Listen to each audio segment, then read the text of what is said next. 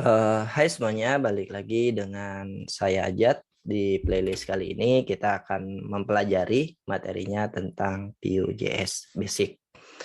Nah, di playlist kali ini Vue.js yang akan kita gunakan adalah versi 3 atau versi terbaru, dan ada beberapa topik yang akan kita bahas pada playlist kali ini. Tapi sebelum kita masuk ke topik apa aja yang akan kita bahas di playlist kali ini, kita akan berkenalan dulu dengan apa itu Vue.js. Nah, buat teman-teman yang ingin mempelajari Vue.js, langsung bisa kunjungi di website dokumentasinya di vuejs.org. Nah, kalau kita lihat di website dokumentasinya, dia melabeli dirinya sebagai The Progressive JavaScript Framework.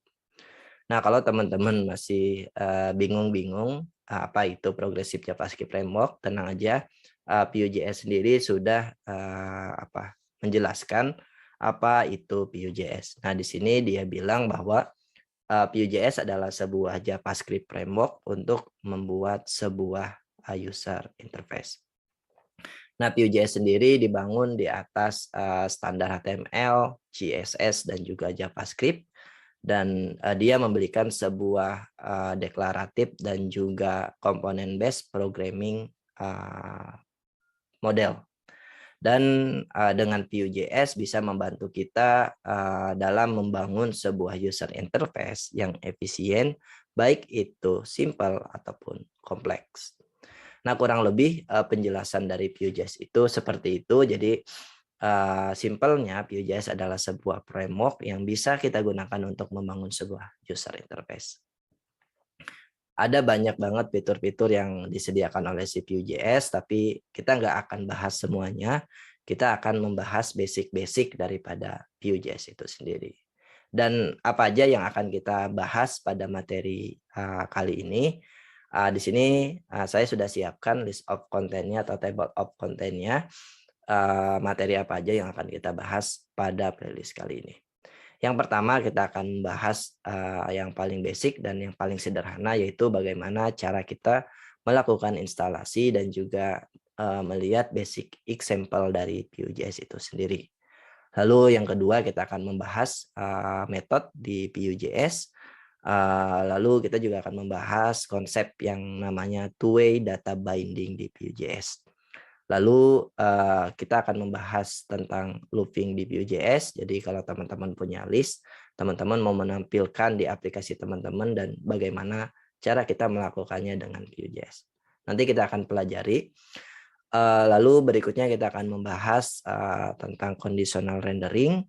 Lalu kita juga akan membahas tentang class dan juga styling di Vue.js. Berikutnya yang akan kita bahas adalah tentang computed. Computed ini sebuah fitur dari Vue.js untuk melisten sebuah data. Terus berikutnya yang akan kita bahas adalah kita akan melihat basic komponen dari Vue.js, dan terakhir yang akan kita pelajari adalah tentang emit. Nah, kalau teman-teman masih rada-rada bingung terkait istilah-istilah atau materi yang akan kita bahas pada playlist kali ini, tenang aja, di video-video berikutnya kita akan membahas lebih detail dari materi-materi yang akan kita bahas. Itu dia untuk intronya, kita akan lanjut ke materi berikutnya.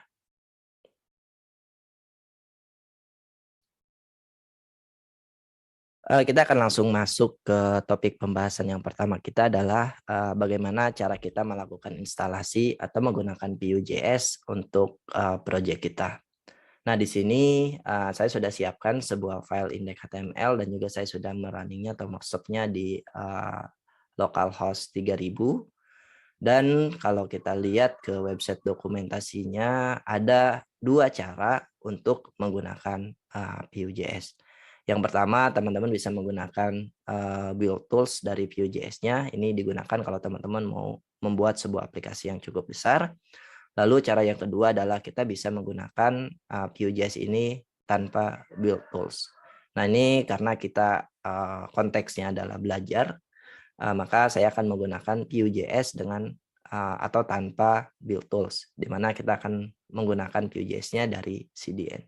Yang pertama yang harus kita lakukan adalah kita akan copy dulu script daripada Vue.js-nya ini kita akan taruh di bagian sini sebelum penutup body, lalu kita akan buka aplikasi kita. Nah, terus berikutnya yang akan kita lakukan adalah kita akan membuat sebuah script baru. Di sini kita akan balik lagi ke dokumentasi, kita akan membuat sebuah create view-nya atau create app dari view-nya. Di sini kita akan langsung buat view.create app, dan di sini dia menerima sebuah parameter, bentuknya adalah sebuah objek. Di sini kita bisa definisiin nanti aplikasi view kita di dalam objeknya ini. Nah, lalu yang kedua yang harus kita lakukan adalah di sini kita akan memounting atau merender komponen atau aplikasi view kita di HTML yang mana. Di sini kita akan tulis dulu mount. Lalu di sini kita akan select, misalnya kita akan select atau memasukkan, menginjekkan sebuah aplikasi view kita ke dalam sebuah elemen yang ber-ID app. Nah, elemen ini sendiri belum ada sama sekali, untuk itu kita akan siapkan di bagian sini. Kita akan buat sebuah div dan kita akan kasih ID di sini app. Dan sekarang kalau kita lihat di bagian inspect-nya, kita akan masuk ke bagian konsol. Di sini kita akan, atau saya akan taruh ke bagian bawah. Teman-teman bisa lihat bahwa ada keterangan kita sudah merunning sebuah aplikasi view kita di dalam aplikasi kita. Gitu. Artinya untuk setupnya cukup seperti ini ketika teman-teman mau menggunakan Vue.js menggunakan CDN. Nah, berikutnya kita akan coba ngelihat sampel daripada Vue.js itu sendiri. Misalnya untuk bagian belajar.view-nya ini sendiri kita akan taruh di bagian app-nya. Sekarang kita akan merubah value daripada yang ada di dalam tag h1 ini yang tadinya hardcoded, kita akan menggunakan data dari Vue.js itu sendiri. Nah, di sini kita bisa deklarasikan ketika kita mau membuat sebuah data di dalam key data, dia bentuknya adalah sebuah function dan kita harus mereturn sebuah objek. Misalkan di sini saya akan tulis message adalah belajar React. Nah, yang kedua, ketika kita sudah membuat datanya untuk mengakses data yang ada di view dan merender di dalam HTML kita bisa menggunakan yang namanya double mustache atau double kurung kurawal seperti ini. Kita tinggal akses nama datanya. Di sini nama datanya adalah message, maka kalau kita taruh di sini, maka secara otomatis data yang dari view-nya itu sudah kita render ke dalam aplikasi kita. Nah, di sini misalkan kita akan belajar ganti jadi Angular, maka dia juga akan reaktif. Nah, ingat sesimpel ini cara kita menggunakan Vue.js. Jadi teman-teman bisa deklarasikan datanya di dalam sebuah key data di dalam objek daripada parameter create app-nya, lalu untuk mengaksesnya atau merendernya teman-teman bisa menggunakan double mustache. Tapi yang perlu teman-teman notice adalah ketika kita sudah ngasih tahu ke si Vue bahwa tolong injekkan aplikasi Vue-nya ini ke dalam sebuah elemen yang ber-ID app. Nah, kalau tiba-tiba teman-teman melakukan atau mengakses data dari Vue-nya di dalam div yang ber-ID app, maka dia tidak akan terrender. Karena ini di luar daripada scoping daripada Vue.js-nya. Nah, untuk itu yang perlu teman-teman notice adalah semua aplikasi teman-teman harus berada di dalam sebuah elemen yang sudah kita deklarasiin di sini. Kita akan memounting aplikasi Vue kita ke dalam sebuah elemen yang ber-ID. Lalu berikutnya kita akan coba main-main. Misalnya di sini kita punya sebuah account, data account, kita mulai dari 0. Lalu kita akan menggunakan salah satu metode lifecycle dari Vue.js-nya. Ini adalah sebuah metode yang otomatis dijalankan atau di-invoke. Mounted, terus misalnya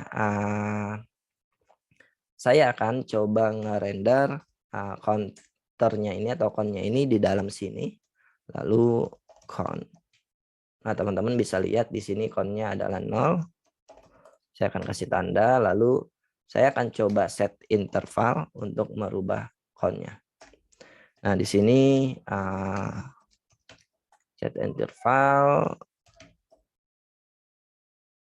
set intervalnya kita akan taruh misalkan setengah milisecond atau 500 milisecond. Lalu di sini saya akan coba rubah this.account. Ingat ketika teman-teman mau mengakses sebuah data di dalam aplikasi view-nya, jangan lupa pakai keyword yang namanya this. Di sini saya akan rubah count-nya ini setiap 500 milisecond saya akan tambahkan count-nya. Maka kalau teman-teman lihat sekarang di aplikasi teman-teman count-nya ini akan terus jalan. Nah, jadi sereaktif ini, sepowerful ini Vue.js bisa kita gunakan untuk membuat sebuah aplikasi front end kita atau user interface kita yang interaktif. Jadi kita nggak perlu langsung memanipulasi DOM-nya, kita cukup ngerubah datanya, maka secara otomatis nanti DOM-nya akan reaktif. Nah, itu dia untuk cara kita melakukan instalasi atau menggunakan Vue.js menggunakan CDN dan juga beberapa basic example dari Vue.js itu sendiri. Kita akan lanjutkan ke materi berikutnya.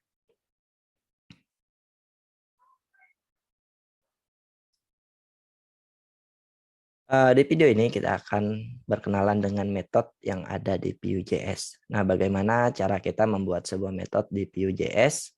Di sini teman-teman bisa menggunakan properti atau keyword yang namanya method. Terus dia bentuknya adalah sebuah objek.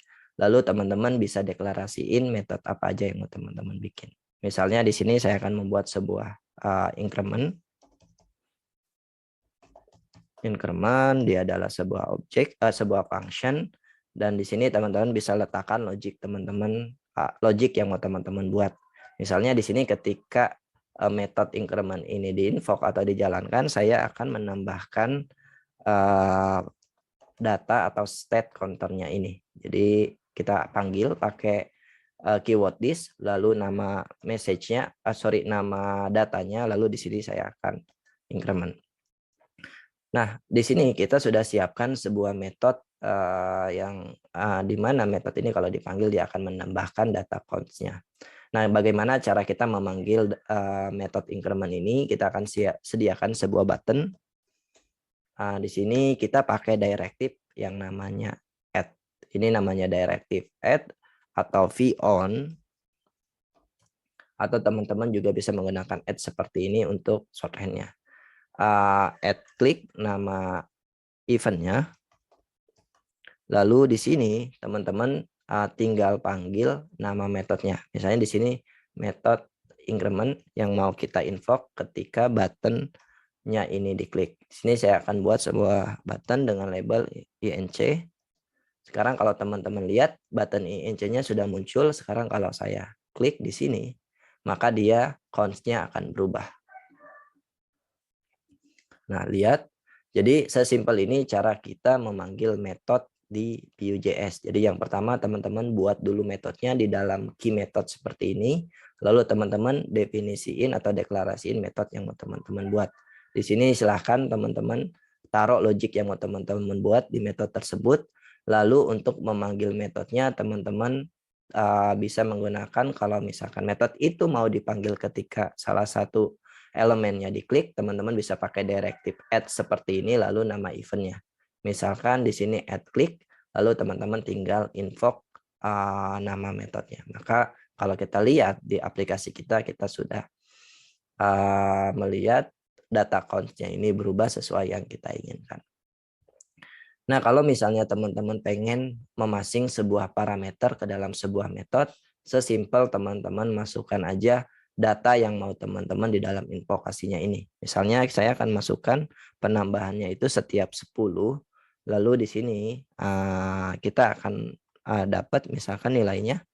Saya variabelnya atau parameternya saya kasih nama value.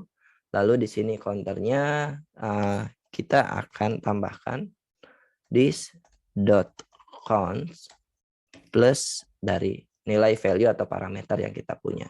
Sekarang kalau saya klik di sini const-nya dia, maka perubahannya itu 10 sesuai yang kita passing di dalam parameternya. Nah, jadi sesimpel ini cara kita melakukan atau menggunakan metode di Vue.js.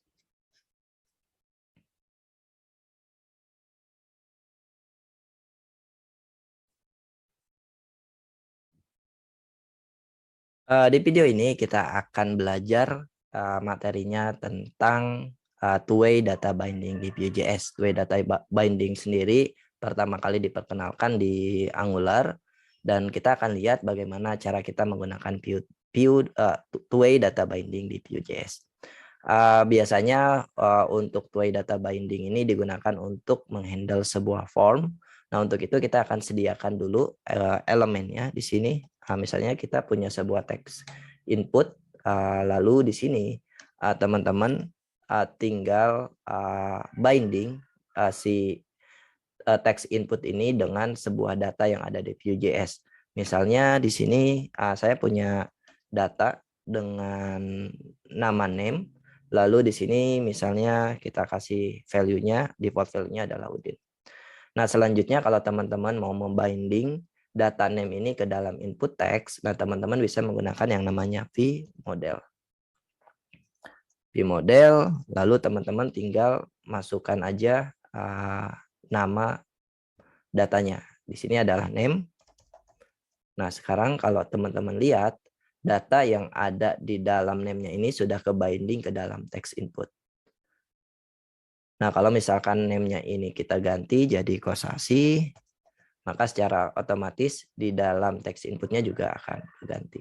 Nah, sekarang kalau misalkan kebalikannya, kalau misalkan kita ngeganti data yang ada di dalam teks inputnya, apakah data yang ada di view-nya ini ikut keganti juga? Sekarang kita akan buktikan dengan kita akan merender data name-nya itu ke dalam sebuah tag paragraf. Lalu di sini kita akan lihat di bagian tag paragraf di sini value daripada name-nya adalah Kosasi. Sekarang kalau kita ganti jadi Udin, maka value daripada name-nya ini juga akan keganti jadi Udin.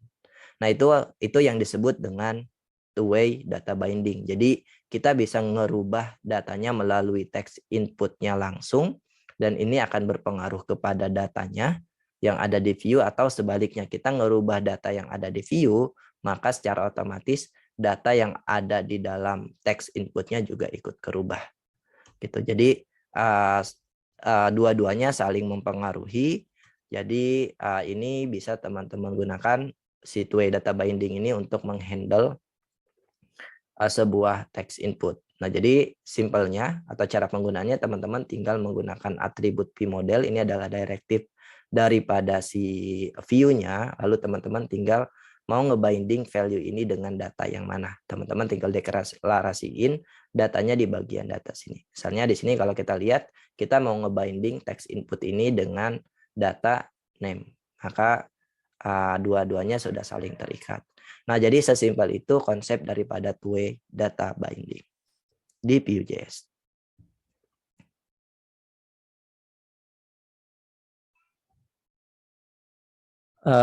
Di video ini kita akan belajar bagaimana cara kita melakukan looping di Vue.js.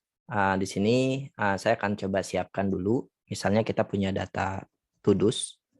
Bentuknya adalah sebuah array of object, di mana kita lihat di dalam properti objeknya ada key name dan juga isDone.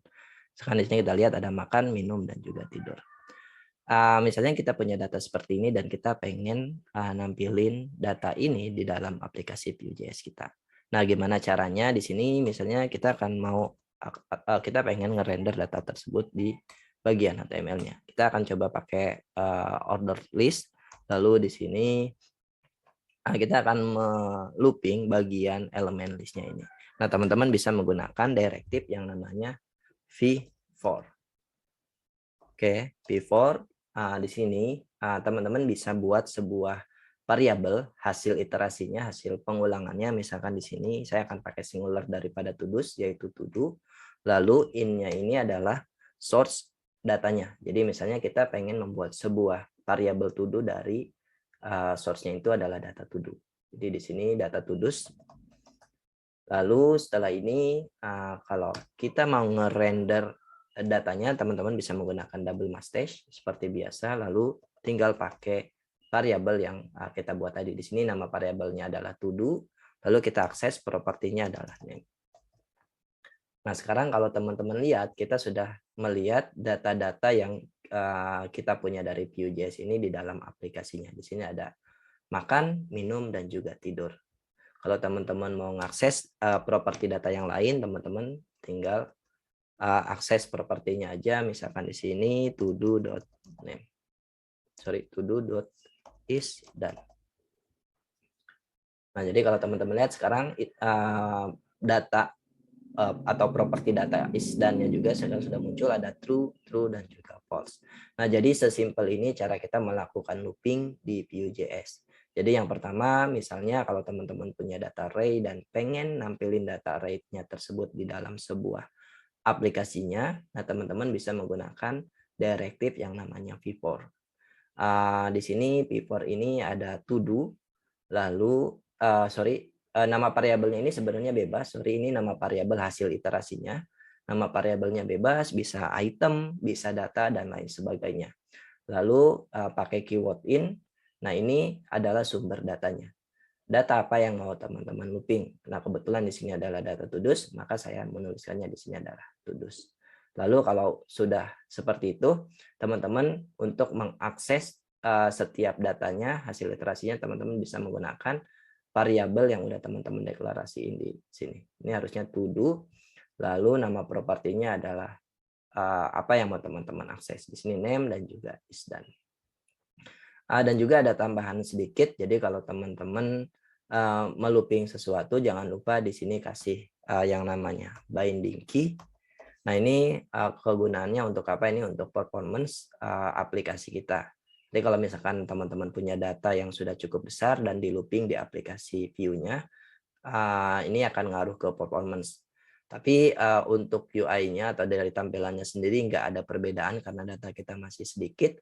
Nah, silahkan teman-teman masukkan data-data Unix daripada data yang kita looping. Nah, biasanya kalau teman-teman ngambil data dari database, kita punya ID biasanya, tapi kalau misalnya teman-teman tidak punya ID, teman-teman masukkan aja data Unix dari setiap datanya. Misalkan di sini yang unik adalah name. Jadi teman-teman bisa menggunakan yang namanya to-do name. Atau cara kedua adalah teman-teman bisa menggunakan indeks hasil iterasinya. Nah, di sini teman-teman bisa bungkus di dalam tanda kurung seperti ini. Lalu untuk parameter keduanya adalah indeksnya. Nah, teman-teman bisa menggunakan yang namanya indeksnya ini di dalam binding key-nya ini. Nah, sekali lagi ini sama sekali kalau dari UI-nya tampilannya nggak ada perbedaan, tapi ini perlu atau wajib kita lakukan karena untuk performance daripada aplikasi kita.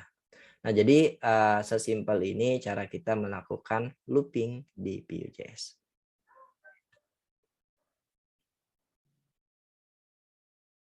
Di video ini kita akan belajar bagaimana cara kita melakukan conditional rendering di Vue.js. Jadi misalnya kita pengen menampilkan elemen tertentu berdasarkan data tertentu atau berdasarkan kondisi tertentu. Kalau kondisinya terpenuhi, kita mau menampilkan apa? Kalau tidak terpenuhi, kita mau menampilkan apa?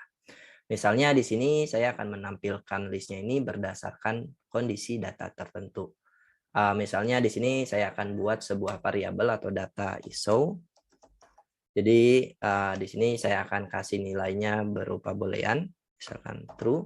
Jadi kalau misalkan ISO-nya ini bernilai true, maka saya akan menampilkan list of to-dos-nya ini. Tapi kalau tidak terpenuhi, nanti kita akan menampilkan elemen yang lain.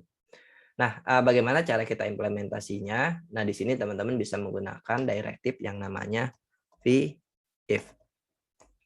Jadi ini sama seperti bahasa pemrograman, jadi kita bisa melakukan kondisional di dalam aplikasi Vue-nya. Misalnya di sini kita akan langsung menggunakan v-if ISO. Kalau dia true tentu dia akan tampil, tapi kalau misalnya di sini kita rubah nilainya jadi false, maka kita tidak melihat listnya sama sekali. Nah, jadi sesimpel ini cara kita melakukan conditional rendering. Jadi teman-teman bisa merender komponen tertentu berdasarkan kondisi tertentu. Di sini misalnya kalau teman-teman mau nambahin, kalau biasanya kalau kita ada if, ada else-nya, nah Vue juga sudah menghandle itu. Misalnya di sini kita pakai paragraph, di sini pakai v-else, di sini langsung aja kalau v-else, misalkan no to do's. Ya. Nah sekarang kalau teman-teman lihat, kalau kondisinya tidak terpenuhi, karena di sini v-show-nya adalah false, maka yang kita lihat adalah bagian not to do's yet. Tapi kalau misalkan i-show-nya kita rubah jadi true, maka yang kita lihat adalah bagian list-nya, bagian tag paragrafnya tidak kita lihat. Nah ini untuk v-if dan juga v-else. Nah sebenarnya teman-teman juga bisa menggunakan kondisi yang lain kayak else if di bahasa pemrograman. Nah teman-teman bisa lihat di bagian conditional rendering di aplikasi atau di dokumentasi daripada Vue-nya. Nah sini dijelasin ada v-if, v-else, dan juga kalau teman-teman mau pakai v-else if juga bisa. Jadi kalau misalkan kondisi pertama terpenuhi apa, kalau kondisi kedua terpenuhi apa, nanti kalau else-nya juga teman-teman mau merender apa. Silahkan teman-teman explore di bagian dokumentasinya untuk v-if atau conditional rendering. Nah, di sini saya akan mau nambahin satu lagi untuk conditional rendering. Kalau misalnya teman-teman nggak pengen atau teman-teman mau melakukan conditional rendering dan tidak ada kondisi untuk else-nya, teman-teman bisa menggunakan yang namanya di sini adalah v-show. Nah, ini juga sama, v-show kurang lebih mirip dengan v-if. Jadi kalau kondisinya terpenuhi dia akan merender, tapi kalau tidak terpenuhi, misalnya di sini kalau kita rubah jadi false, tentu dia tidak akan merender apa-apa. Nah, bedanya apa antara v-show dengan v-if? Kalau v-show ini sebenarnya kalau teman-teman lihat di bagian elemennya, di sini kita akan masuk ke bagian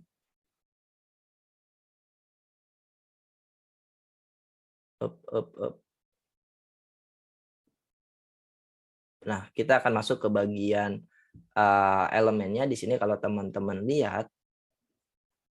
Nah, bedanya v-if dengan v-show adalah kalau v-if dia akan menambahkan sebuah styling display-nya none. Tapi secara elemennya atau secara tag HTML-nya dia ada cuma di none aja. Tapi kalau v-if di sini kalau kita pakai v-if, nah kalau kita lihat dia tidak benar-benar elemennya itu dihapus oleh si view-nya. Nah, jadi itu perbedaan antara v-if dengan v-show. Jadi kalau v-if dia benar-benar dihapus daripada DOM-nya atau daripada HTML-nya ketika kondisinya tidak terpenuhi. Tapi kalau v-show, kalau kondisinya tidak terpenuhi, dia datanya tetap ada. Cuma yang membedakan dia cuma di hidden aja. Di sini kalau teman-teman bisa lihat perbedaannya di sini order list-nya di sini tetap ada cuma display-nya di none. Nah, itu perbedaan antara v-if dan juga v-show. Nah, silakan teman-teman explore untuk conditional rendering. Di sini bisa lihat di bagian website dokumentasi daripada si Vue.js-nya.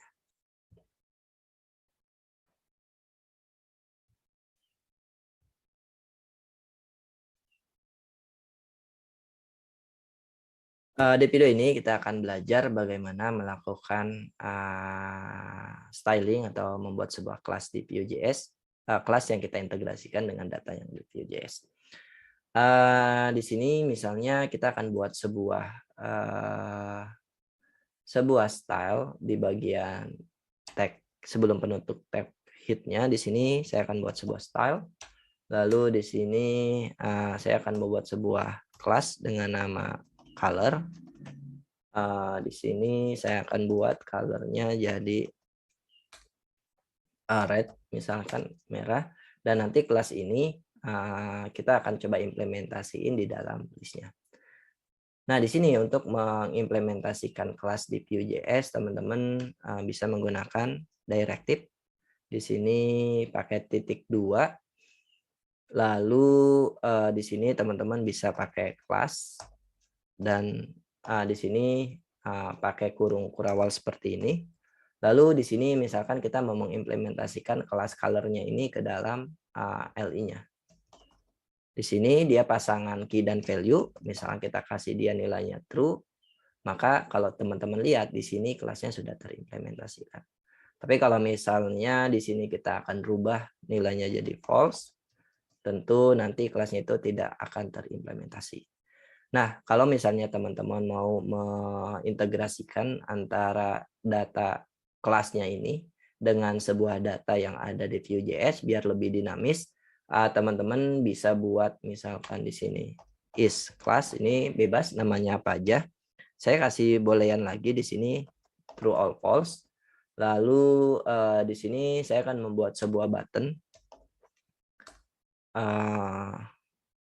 apa ya, namanya misalkan, atau kita bikin dulu direktifnya di sini add click. Lalu di sini kita nanti akan membuat sebuah metode misalkan handle apa ya, mewarnai atau handle color. Di sini handle color namanya, lalu kita invoke, dan di sini jangan lupa misalkan kita kasih label untuk buttonnya handle color. Lalu di sini udah muncul buttonnya. Di sini kita akan buat methodenya di bagian sini, methods. Lalu di sini kita buat sebuah fungsi yang bernama handle color, di mana di sini kita akan coba buat sebuah toggle, misalkan is kelasnya sama dengan tidak sama dengan this dot is class. Ini kayak kita akan membuat sebuah negasi, jadi si this dot is class ini kita akan assign atau reassign dengan data this is class itu sendiri, tapi di sini kita kasih negasi, kalau dia true jadi false, kalau dia false jadi true gitu. Nah, sekarang setelah kita membuat sebuah datanya, di sini is class, terus metodenya juga sudah kita buat, sekarang kita akan coba implementasiin si is class-nya ini ke dalam sini. Nah, sekarang kalau kita lihat di sini nilai atau warnanya sudah berubah jadi merah karena di sini nilai daripada is class-nya true. Sekarang kalau kita rubah, nah warnanya jadi berubah jadi hitam. Kalau kita klik lagi jadi merah. Kalau kita unklik jadi hitam lagi. Dan di sini kalau teman-teman notice, ketika kita nilainya itu berubah jadi true, nilai is class-nya di sini kalau teman-teman lihat, di sini dia mengimplementasikan sebuah kelas dengan nama color, di mana kalau kita lihat kelas color ini ngapain dia? Kelas color ini memiliki sebuah properti, kita akan mau ngeset color daripada kelas color-nya ini adalah merah. Sehingga kita bisa lihat warna daripada list kita itu jadi berubah jadi merah. Nah, di sini selain teman-teman bisa membinding kelas, teman-teman juga bisa menambahkan kelas baru di sini, misalkan kelas CSS biasa. Misalkan kelas primary, kalau kita lihat di bagian listnya ini, kalau kita lihat ada primary dan juga color. Nah, ini yang kelas ini kita hard coded, tapi kalau teman-teman pengen mengimplementasikan sebuah kelas secara dynamic, teman-teman bisa menggunakan binding class seperti ini. Lalu teman-teman tinggal assign nama kelasnya ini dengan value yang mau teman-teman rubah-rubah. Sekarang di sini kita akan meng-assign sebuah kelas berdasarkan nilai is kelasnya ini. Sehingga di sini kalau kita lihat, kalau kita rubah-rubah nilai is kelasnya ini, maka secara otomatis kelas color-nya itu akan terimplementasi berdasarkan nilai is kelasnya ini. Di mana nilai is kelasnya ini adalah dia sebuah boolean true all false. Ini akan kita rubah berdasarkan atau based on ketika handle color-nya ini diklik. Dan handle color-nya ini diklik ketika handle color-nya ini di invoke ketika apa? Ketika button-nya ini diklik. Nah, jadi sesimpel ini cara teman-teman mengimplementasikan sebuah dynamic class dan juga styling di Vue.js.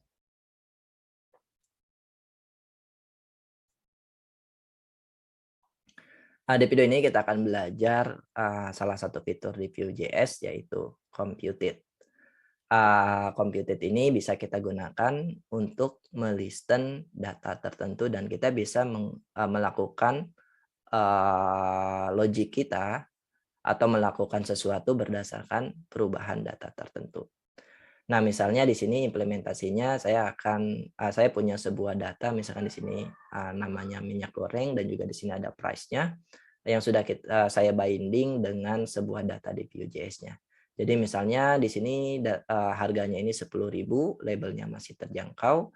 Tapi kalau misalkan saya rubah jadi 100.000, tentu labelnya ini nggak lagi relevan. Harusnya mungkin labelnya kita ganti jadi mahal dan lain sebagainya. Dan sekarang kita pengen label dari yang kita print di sini ini berubah berdasarkan nilai dari price-nya ini. Jadi misalkan kalau harganya itu di atas 50.000, kita pengen labelnya ini nggak lagi terjangkau tapi mahal. Nah, bagaimana cara kita menghandle hal tersebut di Vue.js? Kita bisa menggunakan fitur yang namanya computed. Nah, untuk menggunakan computed di sini kita bisa menggunakan computed. Di sini dia bentuknya adalah sebuah objek. Lalu di sini misalnya kita akan membuat sebuah label. Dia adalah sebuah function yang nanti di mana functionnya ini adalah akan menjadi sebuah variabel yang bisa kita akses dan kita print di dalam aplikasi Vue-nya itu sendiri. Nah, di sini kita bisa mengakses data daripada si Vue-nya itu sendiri. Kita akan bikin sebuah kondisi, misalnya if this, jangan lupa teman-teman untuk mengakses datanya pakai keyword this dot price. Price-nya di atas 50.000, kita pengen nge-return di sini sebuah string dengan value-nya adalah harganya mahal. Else-nya di sini kita akan me-return harganya terjangkau. Nah, tentu nanti di sini teman-teman bisa melakukan logic sesuai dengan kebutuhan teman-teman yang lebih kompleks lagi, tapi yang perlu dinotis adalah di sini teman-teman harus me-return. Ingat, nanti hasil return-nya ini akan ditampung di dalam sebuah nama function-nya. Di sini yang nanti nama function-nya ini kita bisa akses dan kita bisa print di aplikasi Vue.js kita. Nah, sekarang untuk bagian tag paragraph-nya ini yang tadinya kita hardcode seperti ini, kita nggak lagi hardcode, kita akan akses atau ngeprint labelnya di bagian sini. Nah, sekarang kalau teman-teman lihat di sini harganya terjangkau, kenapa? Karena di sini harganya masih 10.000. Sekarang kita akan rubah jadi 100.000, kita akan tambahkan nolnya satu lagi, maka secara otomatis labelnya ini akan berubah jadi harganya mahal. Kalau saya rubah lagi jadi 10.000, dia berubah harganya terjangkau. Kalau saya masukin di sini 100.000, harganya mahal. Karena 100.000 ini tentu dia di atas 50.000 berdasarkan kondisi ini dia terpenuhi, makanya labelnya berubah. Nah, jadi sesimpel ini cara kita melakukan atau menggunakan computed di Vue.js. Nanti teman-teman bisa menambahkan computed yang lain, silahkan teman-teman tambahkan di bagian sininya, misalkan ada logic apa, teman-teman tinggal tambahkan di bagian compute-nya in case teman-teman mau nge-listen data-data tertentu. Nah, itu dia untuk computed di Vue.js. Silahkan teman-teman implementasikan di aplikasi teman-teman.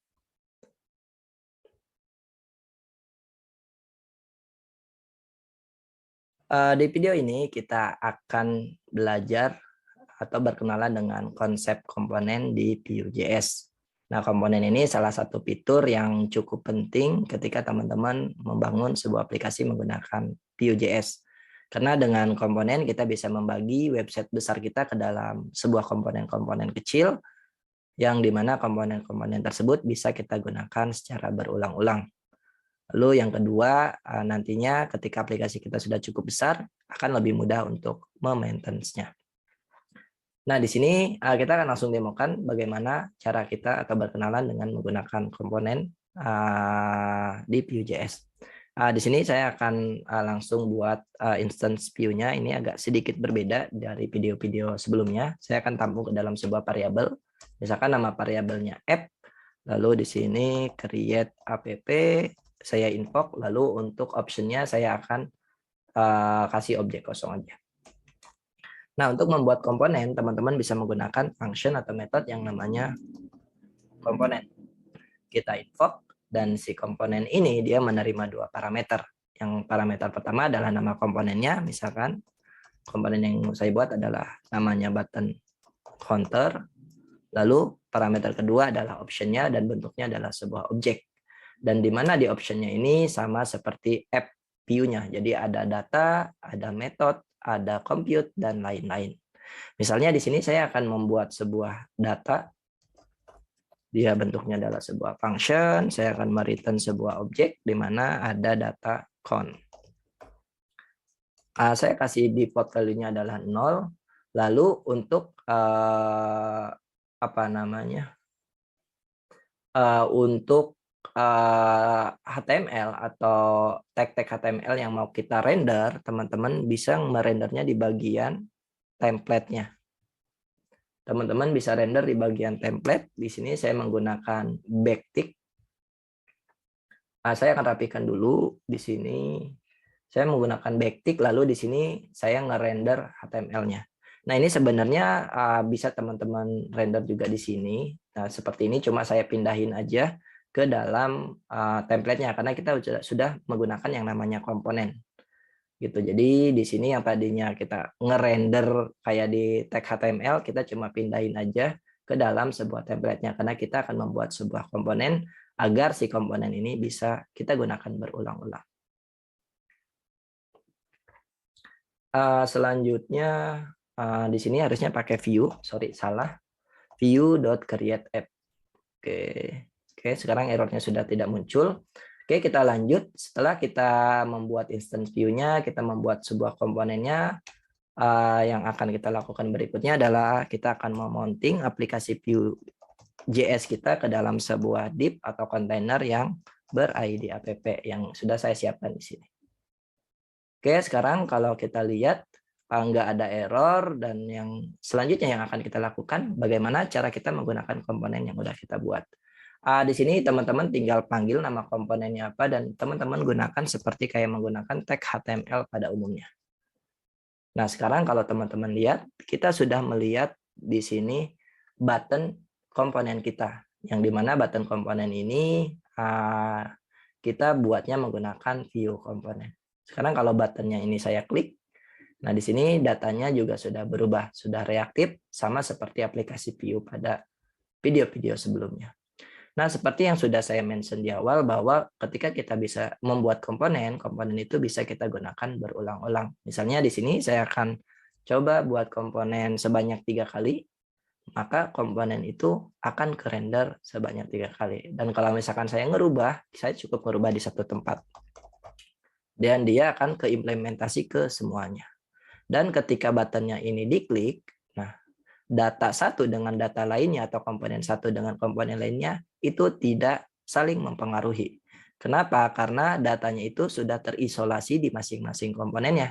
Jadi misalkan saya klik di sini nilainya 6, di sini 5, dan di sini 7. Gitu. Jadi datanya itu terisolasi satu sama lain. Nah, ini adalah konsep dasar dari penggunaan komponen di Vue.js. Jadi teman-teman bisa menggunakan membuatnya menggunakan metode atau function komponen. Dia menerima dua parameter. Parameter pertama nama komponennya dan parameter kedua adalah sebuah option dan bentuknya adalah sebuah objek. Di mana di sini objeknya ini adalah fitur-fitur dari CPU-nya. Ada data, ada metode, template, dan lain-lain.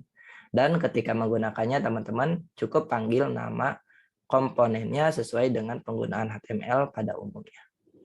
Nah, di sini teman-teman juga bisa mempassing sebuah parameter ke dalam sebuah komponennya agar komponennya menjadi lebih dinamis.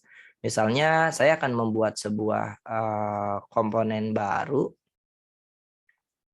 Di sini misalnya nama komponennya adalah blog post. Di sini saya akan coba hapus saja yang bagian button counternya. Saya akan contohkan dengan demo yang lain. Blog post, kita akan rubah nama komponennya pakai dash blog post. Lalu untuk bagian komponen yang ini saya akan ganti jadi blog post nama komponennya. Oke, di sini untuk optionnya saya akan hapus dulu. Saya akan hapus, saya akan kasih objek kosong aja. Nah, kalau teman-teman notice di sini ketika saya menggunakan komponen blog post, saya nge-render atau saya mengirimkan sebuah atribut dengan nama title. Ini adalah custom atribut dan ini disebutnya adalah sebuah props. Nah, di mana ketika saya passing sebuah data ke dalam props title, datanya ini adalah bentuknya adalah sebuah string. Ini nanti bisa number, bisa string, bisa objek dan lain-lain. Nah, di sini ketika kita sudah mengirimkan datanya, misalkan di sini saya akan coba nge-render komponennya itu adalah di bagian template-nya. Pakai tag h1 aja di sini. Saya akan buat div di sini. Terus di sini saya kasih tag h2. H2 lalu di sini button, sorry ini atau blok.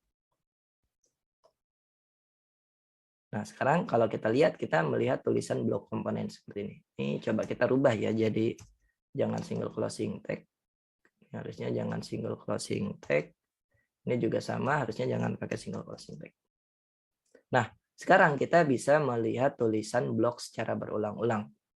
Nah, di sini saya akan ganti title-nya blok komponen. Lalu selanjutnya, bagaimana cara kita mengakses props atau parameter dari komponennya itu sendiri. Kalau kita lihat sekarang blok komponen semuanya sama. Komponen, ini ada typo. Nah, bagaimana cara kita mengakses data props-nya ini? Nah, untuk mengakses data props-nya, teman-teman bisa menggunakan di sini property props. Lalu dia adalah bentuknya adalah sebuah array atau nanti bisa juga sebuah objek. Nah, kita pakai yang simple aja. Di sini adalah sebuah array of string. Nanti teman-teman tinggal akses aja nama props-nya. Misalkan di sini nama props-nya adalah title. Nah, ketika kita sudah mendefinisikan bahwa ketika menggunakan komponen blog post ini, kita asumsikan komponen ini akan menerima props yang namanya title. Sekarang kalau teman-teman mau akses title-nya, kita taruh di bagian sini. Nanti kita rapiin biar lebih kebaca. Di sini div-nya kita taruh sini, H2-nya, terus di penutupnya kita taruh sini.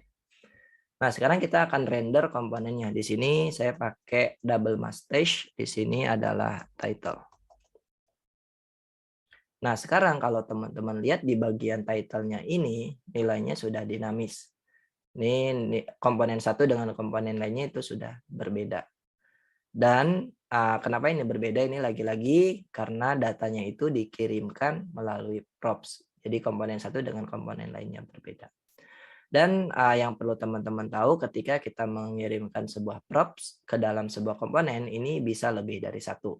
Misalkan di sini saya akan tambahkan deskripsi, nilainya DSSC 1, 2, dan 3 aja biar lebih simpel. Oke, di sini saya akan ganti 2 dan 3. Dan di sini kita tambahkan DESC-nya. Nilai props-nya dari key props-nya ini. Sekarang kalau kita mau akses DSSC deskripsinya. Nah, sekarang sudah muncul lagi. Ada title, ada description. Dan ini sudah dynamic. Nah, ini cara kita mengirimkan sebuah data ketika kita menggunakan sebuah komponen. Dikirimkan melalui yang namanya props atau custom attribute. Nanti cara mengaksesnya teman-teman di bagian komponen anaknya, teman-teman bisa menggunakan key props. Dia bentuknya adalah sebuah array of string. Nanti di sini teman-teman definisiin props apa aja yang dia terima. Jadi teman-teman tinggal akses atau tinggal menggunakan di bagian templates-nya. Nah, itu dia cara kita mengirimkan sebuah data ketika kita membuat sebuah komponen agar komponennya itu datanya jadi lebih dinamis. Nah, satu hal lagi yang mau saya bahas di materi basic komponen ini yaitu kalau teman-teman lihat di sini ketika kita menggunakan template ini kita nulisnya kayak kayak sebuah string di mana di sini nggak ada highlight-nya sama sekali. Tentu ini untuk kita kurang bagus ya. sebagai developer. Nah, sebenarnya ada cara penulisan lain. Jadi di sini teman-teman bisa buat sebuah script baru. Ingat, ini text script. Text script, lalu di sini jangan lupa teman-teman kasih type-nya adalah text/x template. Lalu jangan lupa di sini kasih ID sebagai identifier. Misalkan di sini apa ya? Namanya adalah blog. Kita samakan aja blog post di sini. Lalu untuk tag HTML-nya sekarang yang tadinya kita tulis di bagian template, kita akan pindahkan ke dalam sebuah sini. Nah, sekarang kalau teman-teman lihat highlight-nya sudah lebih jelas di sini karena dia lebih rapih dan lebih terscoping. Nanti untuk di bagian template-nya ini kita nggak lagi nge-hardcode tag HTML-nya. Kita cukup memanggil ID daripada si text script-nya ini. Misalkan ID-nya adalah blog post, ini ID-nya bebas. Nah, sekarang hasilnya sama aja. Komponen kita terrender sama seperti sebelumnya, tapi di sini secara codingan jadi lebih rapi karena dia dikelompokkan berdasarkan nanti ID blog ini, nama scriptnya ini. Karena ID-nya blog post dan juga secara highlight-nya juga jadi lebih jelas. Nah, ini dia cara atau sedikit atau basic komponen daripada Vue.js-nya. Sampai ketemu di video berikutnya.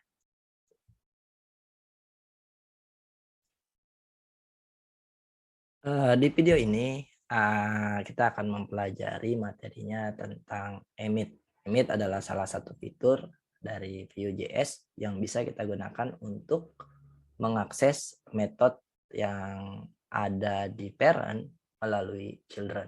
Jadi kalau teman-teman punya sebuah tree komponen, ada parent komponen dan juga children komponen, dan di mana children komponen itu pengen mengakses metode yang ada di parent, teman-teman bisa menggunakan konsep atau fitur emit ini. Nah, cara penggunaannya seperti apa? Tenang aja, di video ini kita akan bahas cara penggunaan emitnya. Nah, di sini saya sudah siapkan sebuah aplikasi sederhana di mana di sini ketika saya nge-create sebuah view app, dia punya sebuah data counter. Di sini count, lalu saya render di dalam tag h2, di sini counter dan nilainya adalah 0, dan teman-teman bisa lihat di sini constnya adalah 0.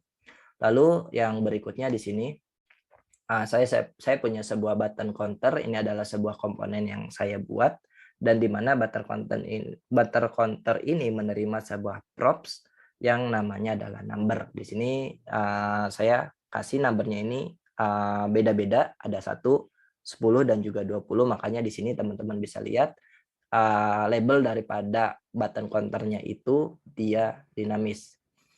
Nanti pada prakteknya ketika ini diklik, dia akan ngerubah data yang ada di parents-nya melalui children-nya ini, children komponennya. Nah, kalau teman-teman mau lihat komponennya seperti apa, di sini cara ngerender komponennya. Nah, untuk membuat komponennya saya sederhana. Di sini saya menggunakan app.component, lalu saya kasih nama. Komponennya itu adalah button counter. Dia nerima props number, lalu untuk template-nya di sini saya akan nge-select yang ID-nya adalah button counter. Di sini kalau teman-teman lihat, ini adalah untuk tag HTML-nya, di mana saya punya sebuah script yang saya kasih nama adalah type-nya itu adalah text x template, lalu di sini ID-nya adalah button counter. Hanya di sini ketika saya nulis template-nya adalah button counter, dia nge-refer ke sini. Lalu dia cuma nge-render sebuah ini kita hapus dulu. Dia ngerender sebuah button yang dimana di sini cuma ada label inc atau increment, lalu di sini props datanya saya render di bagian labelnya ini, sehingga kalau teman-teman lihat di sini labelnya itu dynamics.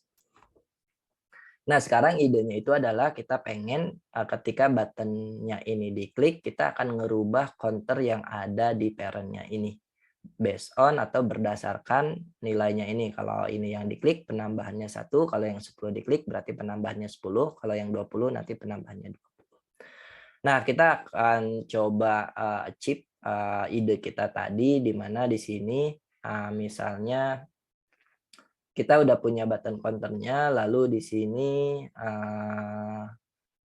udah punya button counter komponennya, di sini kita akan coba kasih sebuah event, misalnya pakai directive add, di sini klik, lalu di sini untuk membuat sebuah emit, teman-teman bisa pakai keyword $emit, lalu di sini teman-teman invoke dan teman-teman masukkan nama emitnya. Nah, kalau teman-teman udah pakai petik 2 berarti di dalamnya pakai petik 1 biar nggak bentrok. Misalkan nama emitnya adalah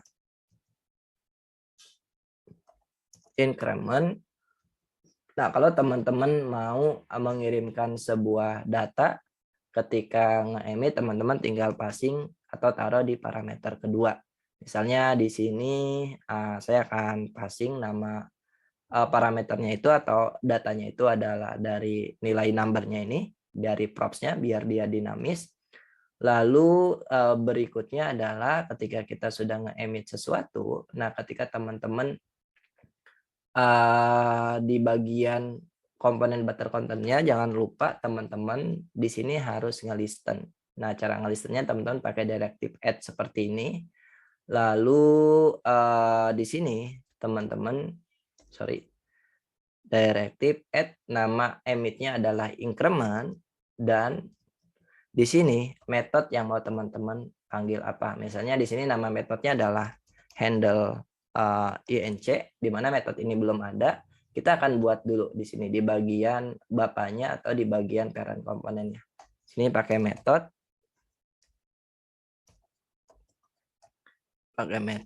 dia bentuknya objek, lalu kita buat metode yang namanya handle inc. Di sini kita akan nerima params, terus di sini kita akan konsol dulu aja paramsnya dapat atau enggak. Nah, berikutnya di sini handle inc kita akan taruh ke sini. Oke, sekarang kita akan coba clear dan kita klik. Nah, kalau teman-teman lihat sekarang kita sudah melihat konsolnya, di mana konsolnya ini ada di dalam komponen bapaknya, dan untuk triggernya ini buttonnya itu ada di komponen anaknya, dan kita sudah bisa mengakses hal tersebut. Nah, kalau untuk hal-hal lainnya di sini kita belum bisa untuk yang 10 sama 20. Nah, silakan teman-teman tambahkan directive add increment-nya ini sesuai dengan nama emitnya di komponen-komponen yang lainnya kalau teman-teman mau menggunakan. Sekarang kita sudah nambahin untuk listenernya di sini. Kalau kita klik INC1 dia ke konsol, INC2 dia ke konsol, value-nya adalah 10, dan INC3 dia juga ke konsol, value-nya adalah 20. Nah, sekarang kita sudah dapat datanya, metodenya sudah kepanggil, kita tinggal naruh logic kita di sini. Di mana tadi tujuan kita adalah kita pengen ngerubah data counternya ini. Jadi kita bisa mengakses data counternya itu adalah this.count sama dengan this.count. Kita ambil datanya dari params, di mana ini adalah plus params. Sekarang kalau kita lihat, dibersihkan lagi konsolnya, klik up, dia jadi nilainya jadi string. Sekarang kita akan rubah dulu, harusnya number, kita rubah dulu, convert string itu ke number. Sekarang kalau kita klik yang ini, maka penambahannya adalah 1. Kalau kita klik yang ini yang 10, maka penambahannya 10. Kalau kita klik yang 20, maka penambahannya adalah 20.